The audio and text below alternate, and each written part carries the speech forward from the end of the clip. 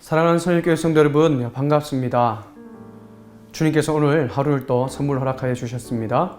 오늘 말씀을 통하여 또 우리에게 하시는 말씀, 또 오늘 하루를 살아가는 힘을 얻는 복된 시간 되기를 주님의 이름으로 축복합니다. 기도하겠습니다.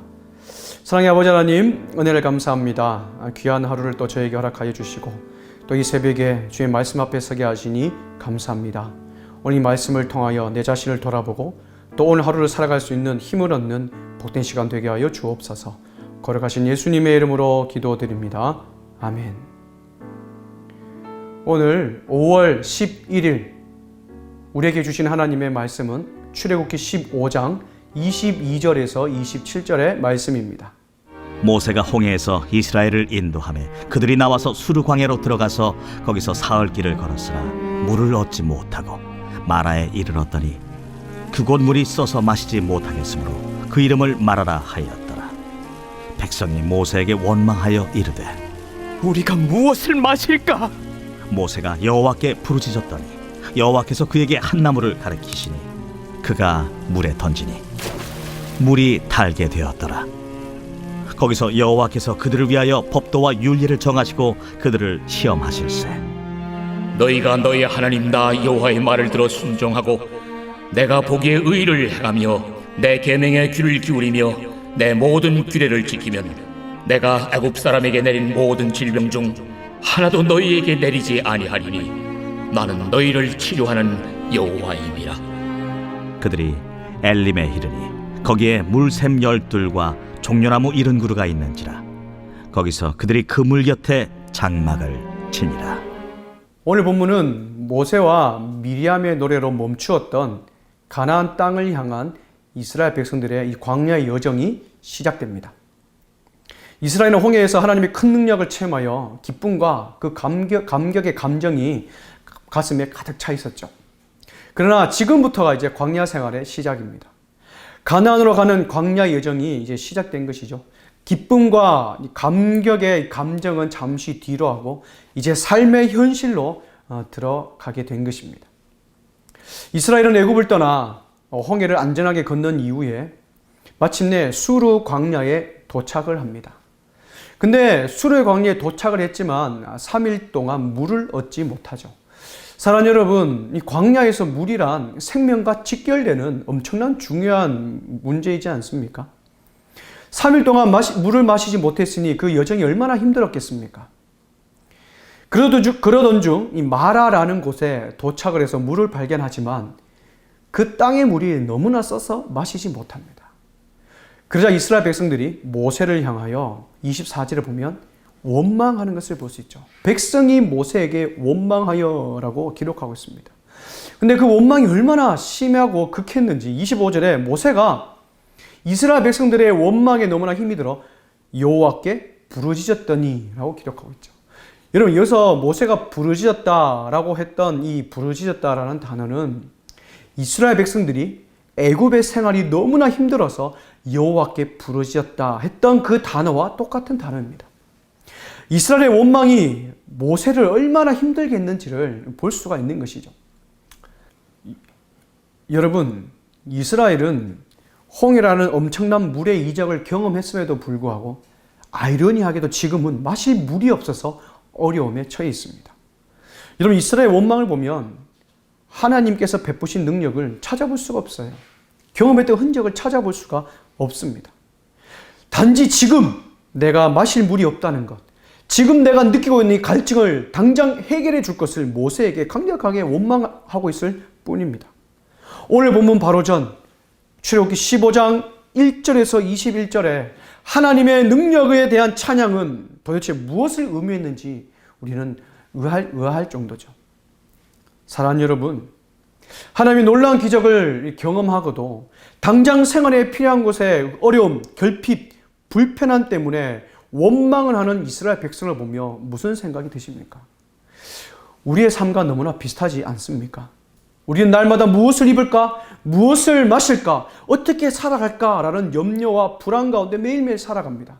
그러는 동시에 하나님께서 지금까지 베풀어 주셨던 그 은혜는 잊어버리고 마는 믿음의 주소가 무너지고 있는, 믿음의 현 주소가 무너지고 있는 우리의 모습을 오늘 본문 이스라엘 백성을 통하여 우리는 발견할 수가 있죠. 사랑하는 여러분, 우리는 천국을 향해 나아가는 이 광야 여정 가운데 있습니다. 근데 우리가 잊지 말아야 될 것은 우리의 삶은 날마다 애굽의 열재앙, 홍해 바다가 갈라지고 만나와 메추라기를 먹는 그런 드라마틱한 삶이 매일매일 이어지지 않는다는 사실이죠. 그러나 우리의 삶 가운데 하나님의 구원에 대한 감격과 기쁨이 분명히 있습니다. 하나님의 채우시는 감동이 있죠. 그러나 우리의 삶은 감동만으로 유지되지 않는다는 것을 우리는 분명히 알아야 됩니다. 감격스러운 사건도 중요하지만 그 이후의 삶이 더 중요하다는 사실이죠. 사랑하는 여러분, 광야가 어떤 곳인지 우리는 알아야 됩니다. 여러분, 광야는 결핍이 있고 불편함이 있고 어려움이 있는, 위험이 있는 곳이 바로 광야지요. 그렇다고 우리가 받은 하나님의 은혜를 잊어버리고 이스라엘 백성들의, 오늘 본문에 나오는 이스라엘 백성들처럼 당장 현실의 결핍과 불편함이 있다고 원망과 불평하는 것은 불신앙적 삶이라는 것을 우리는 깨달아야 됩니다. 따라서 우리는 매 순간 찾아오는 그 현실의 어려움 앞에 이스라엘 백성들처럼 반응하는 것이 아니라 하나님 원하신 뜻이 있음을 기대하며 인내하는 것이 오늘 우리에게 필요한 신앙적 삶인 줄 믿습니다. 이제 이스라엘 원망과 모세의 간절한 부르짖음에 하나님께서 나타나셔서 해결책을 주시죠. 그리고 그 문제를 해결해 주십니다. 쓴물을 달게 만들어 주시죠. 그리고 하나님께 여기서 멈추지 않으십니다. 이스라엘 백성들에게 율례와 법도를 알려주면서 시험하시겠다라고 말씀합니다. 여기서 시험하다는 뜻은 훈련시키다, 경험하게 하다라는 뜻을 가지고 있습니다. 지금까지 이스라엘은 애굽에서 나와 홍해를 건너기까지 하나님의 일방적인 구원을 그냥 받기만, 수동적으로 받기만 했습니다.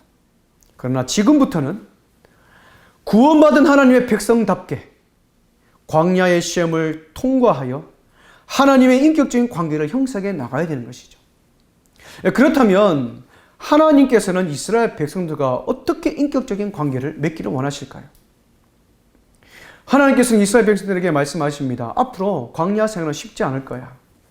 오늘 너희들이 물을 마시지 못해서 불편하고 힘들었던 것처럼 40년의 이 광야 생활이 이렇게 힘들고 고통과 결핍이 분명히 있을 거야. 그러나 그런 가운데서도 내가 너에게 말한 그 말씀을 잘 지키고 순종하고 행하면 애굽에 내린 모든 질병을 너희에게 내리지 않겠다라고 말씀합니다. 즉 말씀에 너희가 순종하면 내가 너희를 치료하는 치료의 하나님이 되어줄 것이다 라고 말씀을 하시는 것이죠. 그렇습니다. 하나님께서는 이스라엘 백성들과 어떻게 인격적인 관계를 맺어 나가시느냐, 바로 말씀의 순종함을 통하여, 하나님의 말씀의 순종함을 통하여 하나님께서는 이스라엘 백성들과 인격적인 관계를 맺기를 원하시는 것이죠. 따라서 하나님께서 허락하신 시험은 이스라엘을 하나님의 백성을 온전히 세우기 위한 하나님께서 가르치시고 훈련하시는 과정인 것입니다. 그 시험의 과정을 통하여 이스라엘은 하나님의 백성으로 세워지고 하나님의 인도함을 받는 새로운 민족적 공동체가 되는 것이죠. 결국 이스라엘은 하나님의 인도하심으로 엘림이라는 곳에 도착합니다. 여러분, 엘림이 어떤 곳입니까? 12개의 물샘과 79류의 종려나무가 있는 그야말로 평온한 안식의 장소에 도착합니다. 사랑하는 여러분, 오늘 본문에서 하나님은 어떤 하나님이십니까?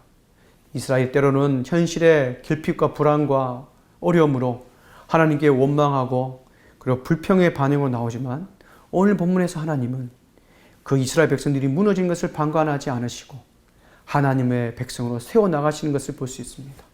또한 이스라엘 백성들의 결핍을 채우시고 위로하시고 치료하시고 그리고 독려하시는 그런 하나님으로 우리는 발견할 수 있는 것이죠. 사랑하는 여러분, 오늘 본문에서 하나님은 어떤 하나님으로 비춰지고 있습니까? 이스라엘이 자신의 당장의 현실의 결핍, 불편함, 어려움 때문에 하나님을 원망하고 불평하지만 하나님께서는 이스라엘 백성들이 무너지는 것을 방관하지 않으시고 그들을 다시 세우시는 것을 볼 수 있습니다.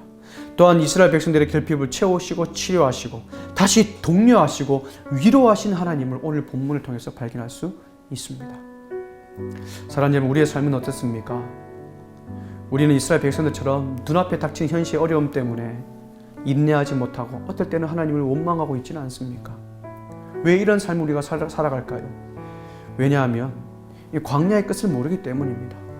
광야의 그 끝, 인생의 광야의 끝을 모르기 때문에 답답하고 불안하고 두렵기 때문입니다.